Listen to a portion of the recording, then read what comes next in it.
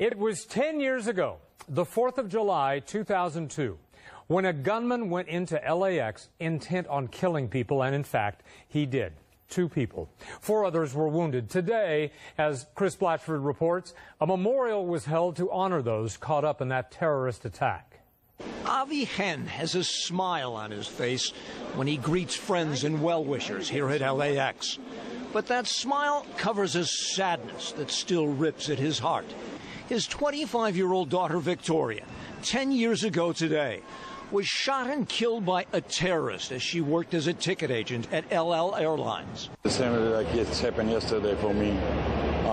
My stomach is always full with it. I miss my daughter a lot. This memorial to Victoria Hen now stands not far from the El Al counter where she died.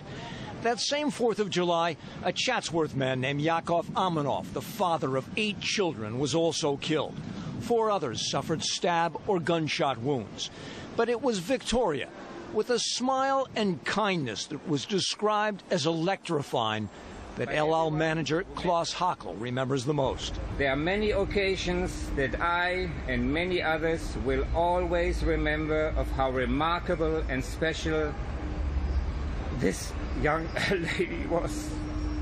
Hackel was there on this day when Hesham Mohamed Hadayet opened fire on innocent people and slashed at them with a knife before an El Al guard shot him dead. Counterterrorism sources now identify him as a Muslim extremist with ties to the Egyptian Jihad. This is a terror attack. Somebody sent him to do it, and the public doesn't know that. For months after the attack, the FBI had downplayed any terrorist involvement. But the 6 people who showed up here today to commemorate the dead warned that was a mistake. Aggression directed at Jews never ends at Jews. And for Avi Hen, his wife and son, it's important to them that people know that there is a connection between what happened here 10 years ago and Islamic terrorism. This July 4th holiday also marks the anniversary of a tragedy at LAX. It was 10 years ago today that an Egyptian national opened fire at the El Al Airlines check-in counter at the Tom Bradley terminal, killing 2 people and wounding 4 others. Chris Burrows now with a look back on this day of remembrance. 10 years ago, the terror attack at LAX sparked concern in all of us. It was happening on the West Coast. And while we were concerned about what was happening next, 2 local families lost their loved ones. Today was about remembering their loss, now a decade later on this very holiday.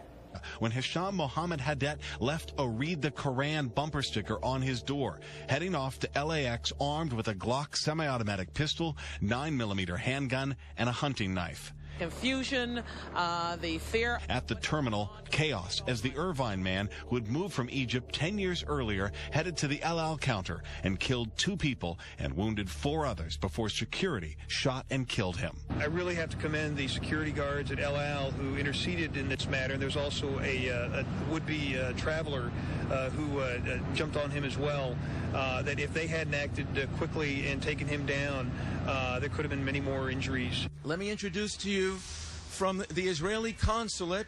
Today, remembering the 2 people killed on that horrible day, including 25-year-old ticket agent Vicky Hen, cut down in the prime of her life. Vicky Hen, a ticket agent for the Israeli Airlines, was killed along with a traveler, 46-year-old Yakov Aminov, a father of 8. 4 others were wounded before an El Al air marshal shot 41-year-old Hesham Mohamed Hadayet, an Egyptian national living in Irvine. An FBI investigation found that Hadayet's limo business was failing, that his wife had left him, and the 4th of July was his birthday. Yet a year later, after an international investigation, the act was determined to fit the definition of terrorism. According to the FBI, Hadayet wanted to die as a martyr. Today, Hen's family and their supporters believe there is a cover-up, that the FBI knew more about Hadayet but failed to act. The government, they knew about him.